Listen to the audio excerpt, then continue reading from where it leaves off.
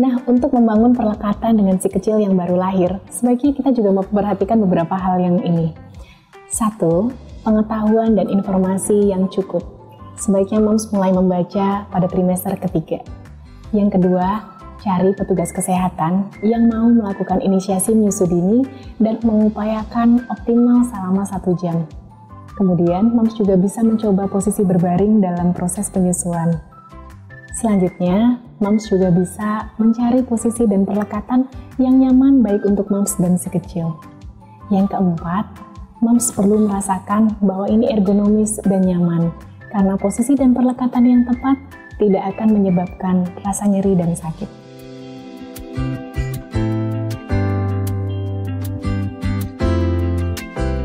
Hai moms, ketemu lagi dengan saya Dr. Nisa Fatoni, SPOG IBCLC. Saya adalah dokter spesialis kebidanan dan kandungan di Rumah Sakit Hermina Jatinegara dan Rumah Sakit Brawijaya Saharjo. Pada kesempatan kali ini, kita akan membahas tentang posisi dan perlekatan sebagai kunci sukses menyusui. Pengen tahu videonya? Untuk melihat, jangan lupa untuk tekan tombol subscribe dan nyalakan tombol lonceng.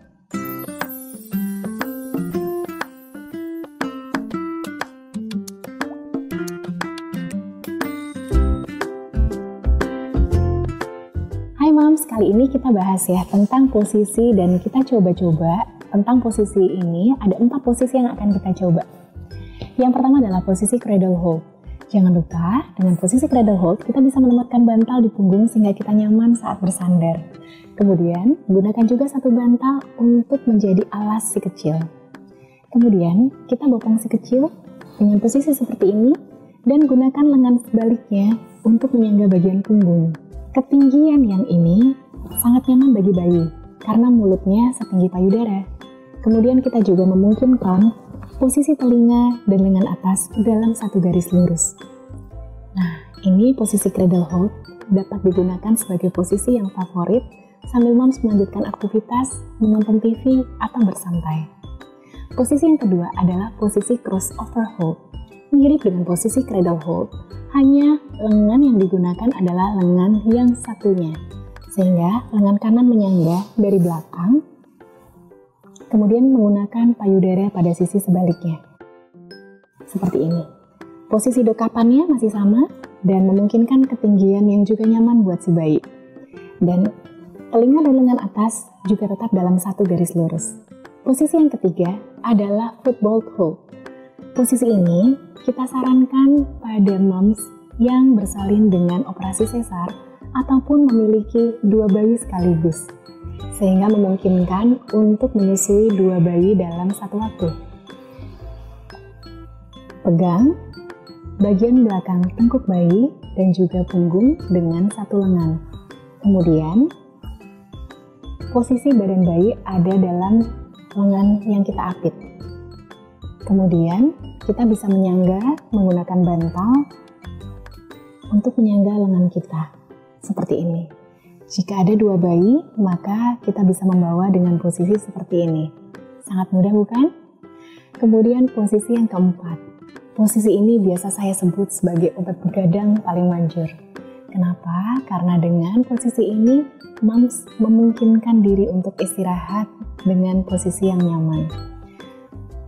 Baik. Posisi berbaring ini, maka yang moms lakukan adalah berbaring dengan nyaman, kemudian sangga bagian punggung moms dengan bantal, dan bayi juga dimiringkan menghadap ke moms, dengan bagian belakang punggung bayi juga disangga dengan bantal.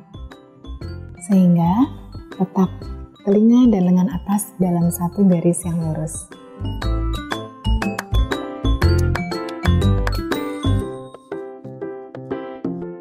Nah moms, yuk sekarang kita bahas tentang perlekatan menyusui, karena perlekatan menyusui juga tidak kalah penting dalam pengosongan payudara. Nah, kita singkat dengan amoeba, ya. Areola adalah bagian hitam di sekitar puting. Nah, sebagian besar areola sebaiknya masuk ke mulut bayi. Kemudian mu adalah untuk mulut bayi yang terbuka lebar, sehingga sebagian besar areola tadi bisa diakomodir masuk ke mulut bayi. Kemudian B adalah untuk bibir bayi yang terpuntir keluar. Kemudian da adalah untuk dagu bayi yang menempel ke bagian bawah payudara ibu. Sehingga posisinya kurang lebih seperti ini.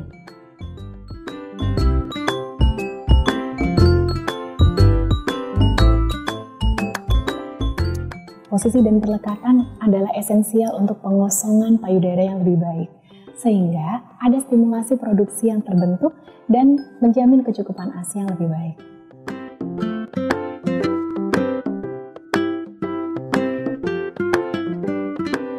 Nah, Moms, ada juga beberapa hal yang perlu diperhatikan dalam posisi dan perlekatan. Yang pertama, Moms perlu merasakan nyaman. Sebaiknya, jika masih ada nyeri atau kesakitan, kita bisa memodifikasi dari posisi dan perlekatan ini. Kemudian yang kedua, kita perhatikan bahwa pipi si kecil ini tidak kempot, sehingga pengisapannya akan baik.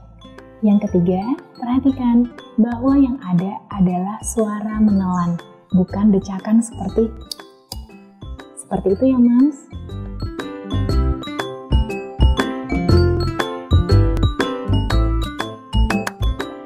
Nah, Moms, kita perlu juga tahu nih beberapa faktor yang mempengaruhi keberhasilan dari menyusui.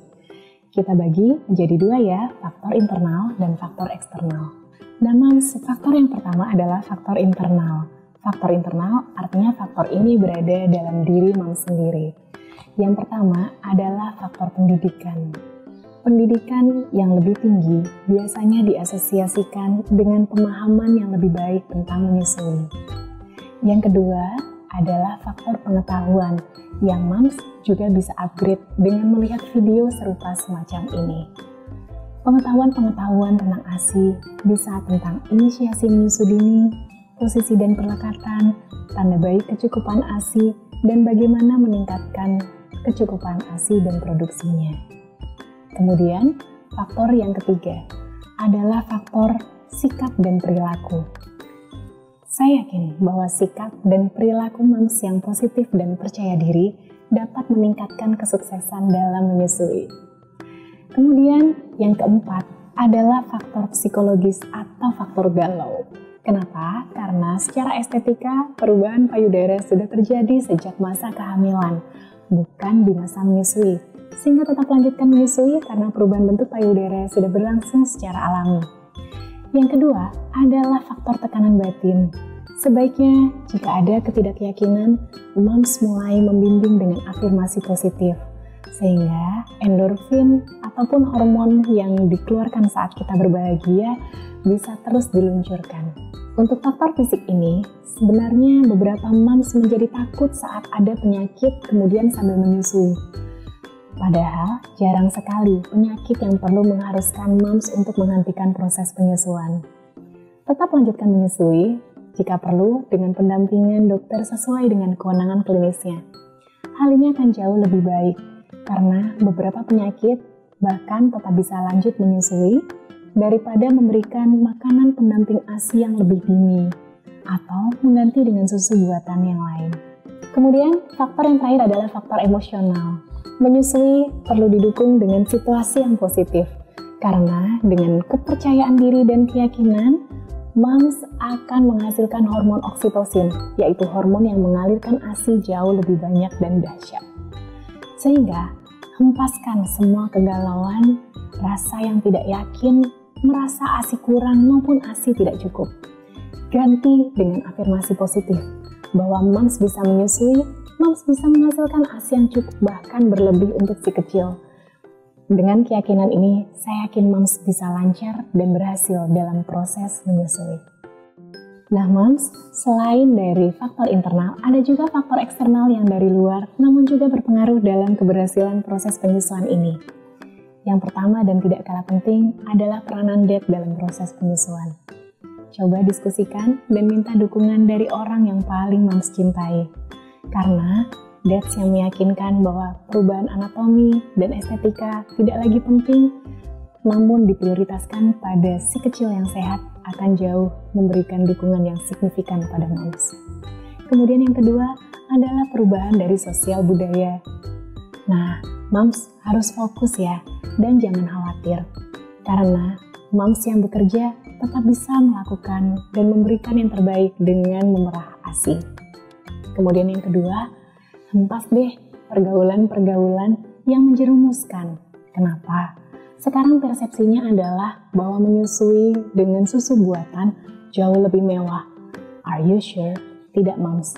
Tetap yakin bahwa ASI adalah yang terbaik dan satu-satunya yang dibutuhkan pada masa menyusui eksklusif. Kemudian, yang ketiga, ASI juga tidak pernah ketinggalan zaman. Bahwa dengan pendidikan yang tinggi dan pengetahuan yang memadai, justru itu akan menggiring moms untuk memberikan ASI secara eksklusif dan melanjutkannya sampai 2 tahun. Jadi, justru moms masa kini akan memberikan ASI karena yakin bahwa itu yang terbaik untuk si kecil dan tidak ada lagi yang dibutuhkan oleh si kecil selain ASI pada masa ASI eksklusif. Ada juga faktor tentang petugas kesehatan. Sebaiknya saya sarankan moms untuk memulai kontak menyusui sejak saat moms berada di trimester ketiga. Coba pilih dokter ataupun bidan yang akan mengakomodir dan mendukung proses penyusuan dengan menyediakan layanan inisiasi menyusu dini dan juga rawat gabung antara moms dengan si kecil. Nah, moms, sebaiknya kita perlu mewaspadai terhadap informasi-informasi yang salah. Saran saya, moms selektif dalam membaca referensi. Karena kadang-kadang ada informasi yang mungkin berasal dari petugas kesehatan ataupun media-media, namun tidak berdasarkan referensi yang akurat. Sebaiknya dihindari informasi yang berbau seperti, contohnya, ada beberapa yang menggunakan kata-kata medikalisasi. Susu buatan A menghasilkan bayi yang lebih pintar. Nah, coba, ini adalah contoh referensi yang juga tidak dapat dipertanggungjawabkan. Yakinlah bahwa ASI adalah yang terbaik untuk si kecil. Jadi, ASI jauh memberikan tingkat intelijensia yang lebih tinggi daripada bayi-bayi yang disusui dengan susu buatan. Nah, faktor yang juga tidak kalah penting adalah faktor pengelolaan laktasi di kamar bersalin. Sebaiknya, janin setelah dilahirkan langsung dilakukan inisiasi menyusu dini, sehingga si kecil didekatkan pada dada moms, kemudian memulai proses inisiasi menyusu dini. Kemudian, hindarkan pemisahan antara si moms dan si kecil, sehingga tetap bisa melakukan rooming in atau rawat gabung, sehingga kapanpun si kecil ingin atau menampakkan tanda-tanda lapar, moms bisa langsung menangkap respons itu dan memulai pemberian ASI.